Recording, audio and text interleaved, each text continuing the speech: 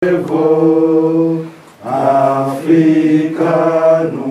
telematokele, Africano, Africano, telematokele, Africano. Il est temps que tu te réveilles, il faut que tu travailles. Humilité, nous vivons, loyauté, nous jugeons, honneur, nous protégeons, nos prospérités. Merci beaucoup. On peut prendre place. Comme le mot le dit, tout est le matin et nous devons travailler. Est-ce que, partenaire français, vous pouvez rappeler encore la vision dans le sens où nous venons de le chanter?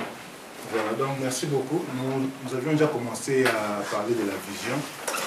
Donc, en quelques lignes, nous sommes en train de nous réunir ce soir parce que nous avons constaté, nous sommes convaincus que si les nations africaines, et particulièrement la nation congolaise, a des problèmes, c'est parce qu'il y a un problème dans la société, dans l'homme et la société africaine et congolaise. Il y a un problème de liberté, il y a un problème de rationalité, la raison. Et un problème de valeurs, de progrès qui peuvent nous aider à pouvoir aller de l'avant. Et ce sont des choses-là qu'il faut renforcer dans la société africaine et congolaise en particulier. Et voilà pourquoi nous avons créé ce mouvement, cette organisation avec mission de contribuer au changement dans les nations africaines et particulièrement la nation congolaise, par les changements de mentalité. Lorsque nous parlons des changements de mentalité, nous insistons sur la liberté, nous insistons sur la rationalité, la raison et les valeurs de progrès. Ce sont des choses que nous, dans notre groupe, nous voulons promouvoir.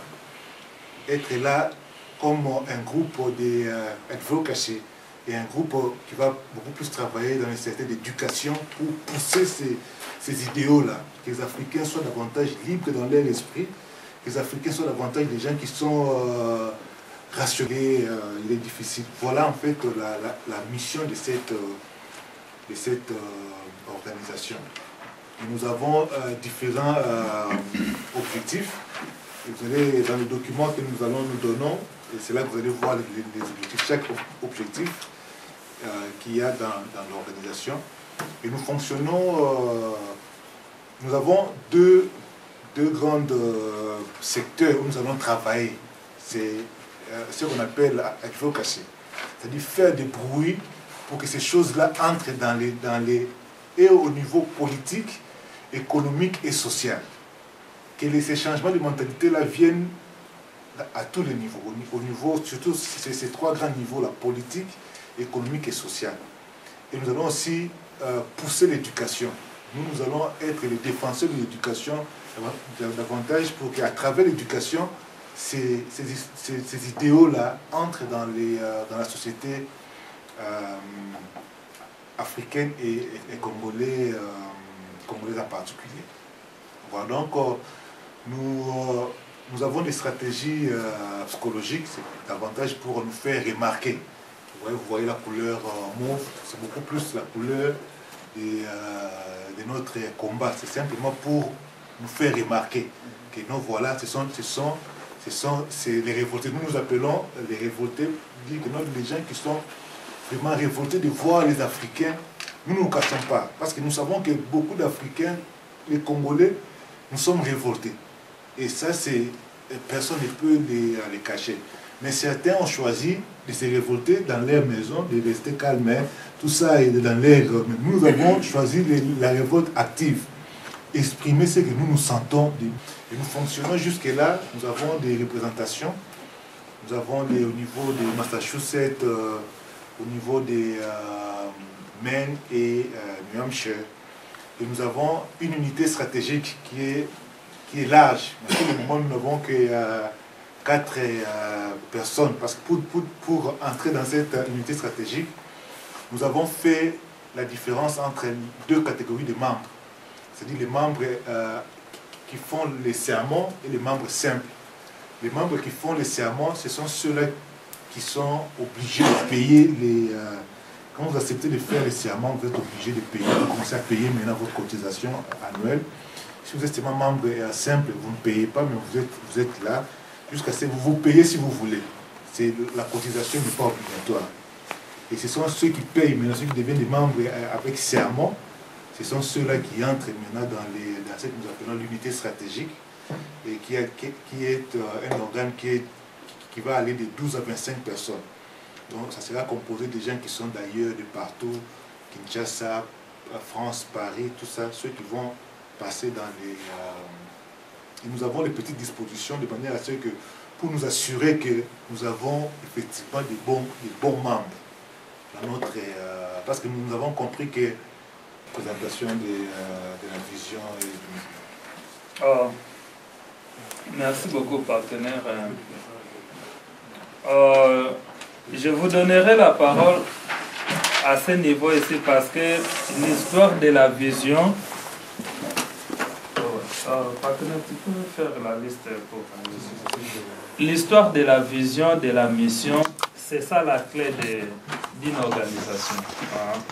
Je pense que les gens qui travaillent dans les administrations, il arrive même après 5 ans que votre PDG revienne encore sur la mission et la vision de votre entreprise. Parce que dès que vous êtes en dehors de ça, l'organisation va échouer. Une question sur la vision, la mission. C'est un bon moment de poser cette question. Et ça nous permettra, dès qu'on avance, on a l'idée de ce quoi nous sommes engagés ce soir ici.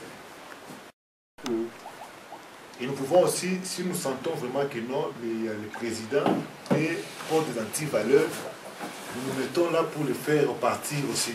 Et nous contribuerons également à ça. Mais s'il est quelqu'un qui porte des valeurs, nous allons le soutenir. Donc c'est un peu ça. Oui, si je peux ajouter quelque chose là-dessus, puisque je pense que c'est une question importante.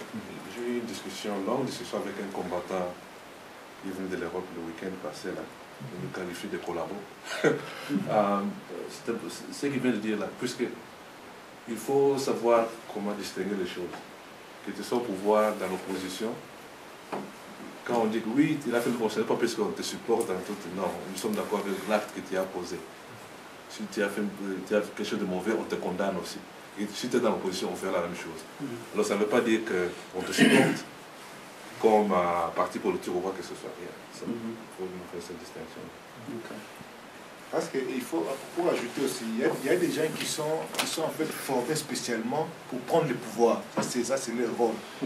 Et ils travaillent pour faire partie de quelqu'un du pouvoir et pour prendre le pouvoir. Mais nous, travailler là-bas, c'est par rapport aux valeurs. Lorsque nous voyons vraiment que non, celui qui est là n'a pas de valeur pour avancer les choses, et nous faisons aussi des actions pour condamner ça. Donc, entre-temps, mais si aussi au niveau de l'opposition, on voit que ceux qui réclament les changements ne portent pas les valeurs pour les changements, nous disons aussi des choses, nous dénonçons aussi. Parce que souvent en Afrique, c'est comme ça. Les gens qui sont dans l'opposition, ils disent des choses, mais quand ils deviennent maintenant au pouvoir, ils font les mêmes choses. Qu'ils ont... Déjà qu'il y ait des groupes comme nos groupes pour dire que non, ceux qui arrivent au pouvoir sont des gens qui peuvent porter des valeurs. Des gens honnêtes, des gens responsables et des gens qui travaillent pour leur nation. Mais dans la politique aussi, tu ne trouveras pas qu'un politicien qui est honnête. Il n'y a pas de politicien honnête. Bon, c'est pour cela aussi que nous étions contre les concertations nationales, par exemple. Et aussi contre... Je vais présenter ça d'une autre manière qu'on a fait des travaux. Mais je ne vais pas aller dans tous les détails. Là. Alors, quand tu arrives, tu fais... Ah, il avait promis ceci. Parce que la politique, c'est l'art des mensonges. Je vois que, je vois qu'il faut... Ça, il ne faut pas que les gens prennent ça comme tel. Ça, c'est très... Parce que aucun homme n'est parfait. Même nous qui sommes ici, personne n'est parfait. Personne n'est honnête comme Dieu. Non, nous avons toujours nos faiblesses, nous avons toujours quelque part où nous mentons un peu. Nous sommes des hommes. Nous ne faisons pas au-dessus des autres. Nous sommes plus que les autres. Nous sommes seulement en train de vouloir mettre sur la société africaine en exergue les valeurs. Si ça tombe contre moi, si c'est moi qui suis pris, mais dans les sacs, que les Africains s'élèvent contre moi pour dire que non, voilà, cet homme-là, nous voulons plus de lui. Même s'il est révolté, même s'il est ceci. Nous voulons que ça entre dans nos habitudes. Quelqu'un qui, si vous tombez, vous faites quelque chose qui est anti-valeur, que les gens te dénoncent et te chassent. Donc si vous avez les plus petits soucis, il faut savoir les cacher.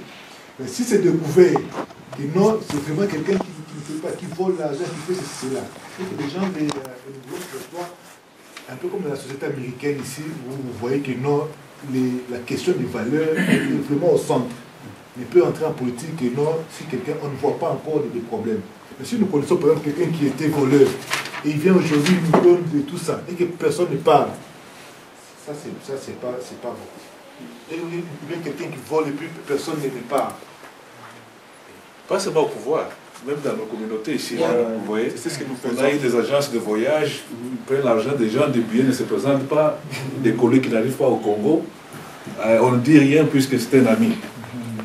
Tu descends à Kinshasa, ton ami là c'est quelqu'un qui tape les gens à l'aéroport, mais puisqu'il t'a accueilli au tapis rouge, tu ne veux rien. Toute cette histoire là, ça nous interpelle à se poser des questions. Moi j'ai aussi des petites questions. Oui, la vision c'est l'Afrique, mais nous devons commencer quelque part. Nous connaissons mieux le Congo par exemple. C'est de là que nous venons. C'est pour cela qu'on commence par le Congo. Ça, on va développer aussi aller intéresser les autres Africains, puisqu'on a presque les mêmes problèmes dans tous les autres pays africains. Alors, l'un des problèmes que vous voyez que, par exemple, ici, quand vous allez à l'école, si vous avez des enfants qui vont à l'école, par exemple, ils sont déjà habitués, ils sont comme le fundraising, ils savent quand il n'y a pas d'accord dans les groupes, et vous allez continuer cette pratique-là. J'ai beaucoup de ces amis-là qui, je pense que pas certains vous parlez qui sont au pouvoir aujourd'hui, mais oui, quand tu ne peux pas... On ne peut pas vivre dans cette contradiction-là entre ce que vous voulez et ce que vous faites. Là, c'est vraiment, nous sommes en train de travailler là-dessus pour que nous soyons ceux qui commencent les changements ici. Mais les stratégies à mettre pour effectivement avoir des résultats. Nous parlons c'est à latin, novo spiritus, c'est le nouvel esprit. C'est-à-dire, nous, ce que nous cherchons en fait, c'est de changer les gens. Nous voulons en fait que nous-mêmes nous changeons, mais aussi la société change. Vous savez, dans toutes les sociétés, les changements viennent avec les groupes. Ce sont des groupes qui poussent, des idées qui poussent, les livres et tout ça, les gens, et vous allez voir que non, les choses changent comme ça. Et nous avons compris ça. Nous avons travaillé à deux niveaux. Au niveau des advocacy, où nous avons fait, nous faisons déjà nos enfants déjà grandir avec de nouvelles idées. Que ce soit au niveau primaire, secondaire et universitaire, nous devons être là. Nous sommes comme, nous allons aussi, non seulement nous allons pousser pour que ça entre, nous sommes aussi des gardiens.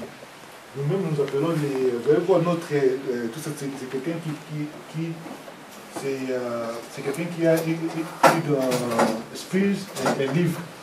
C'est-à-dire que nous voulons, non seulement nous poussons, mais nous combattons aussi. C'est-à-dire, nous allons mettre, si on voit que les pouvoirs en place existent, nous poussons, budget éducation, si nous voulons que les budgets d'éducation poussent, nous allons pousser. Il faut qu'il y ait, nous sommes en même temps un groupe de pression et aussi un groupe qui travaille. Et dans l'avenir, si nous avons des moyens, nous avons déjà prévu ça, nous avons aussi des aspects économiques, nous avons prévu ça, nous allons nous-mêmes aussi peut-être aller vers la création des écoles, une université au Congo par exemple, où ça ne sera pas une université de notre groupe. Pourquoi pas ici?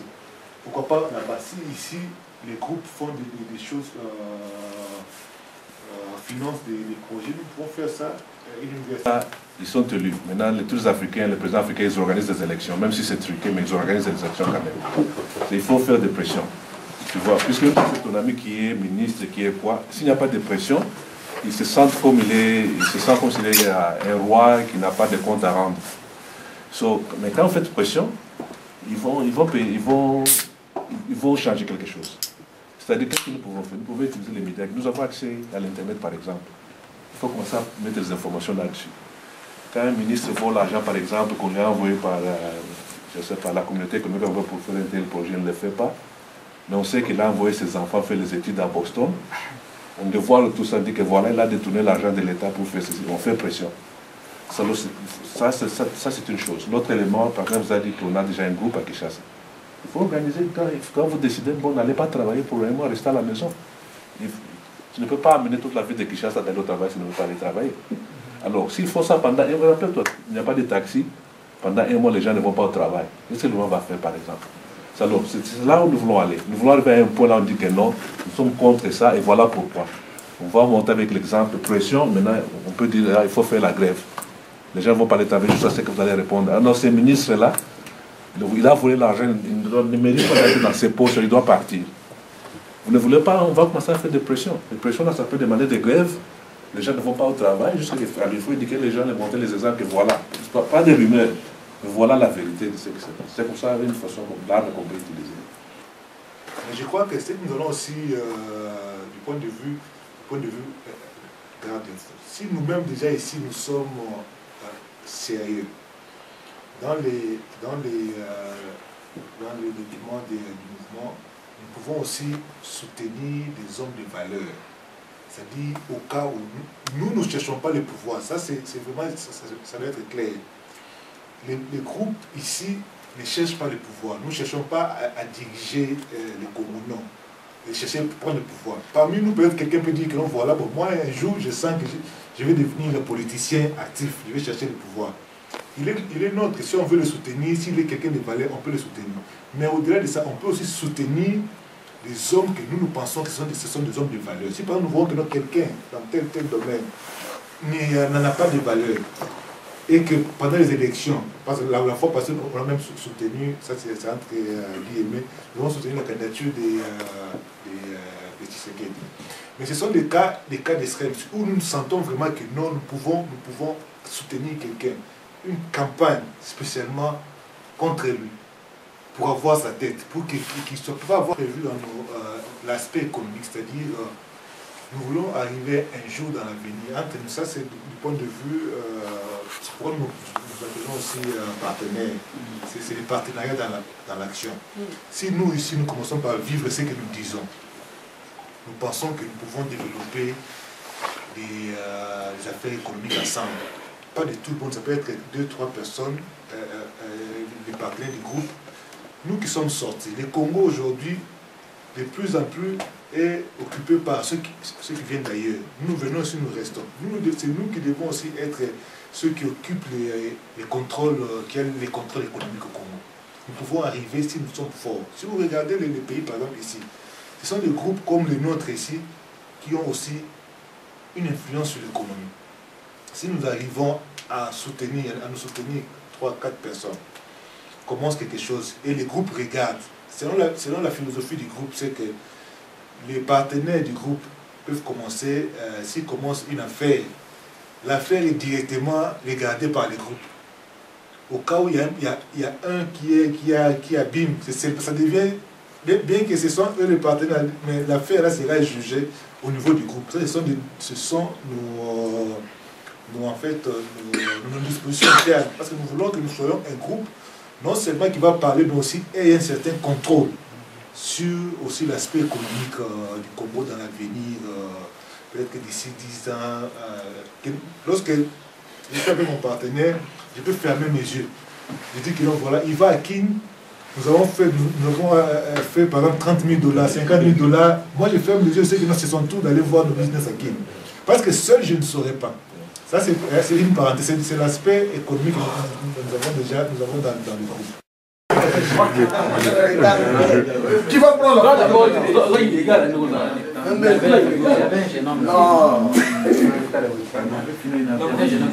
Non, il n'avait pas fini. Il avait fini. Il a fait la voiture. Non, on devait les chercher. La photo? Oui, la photo.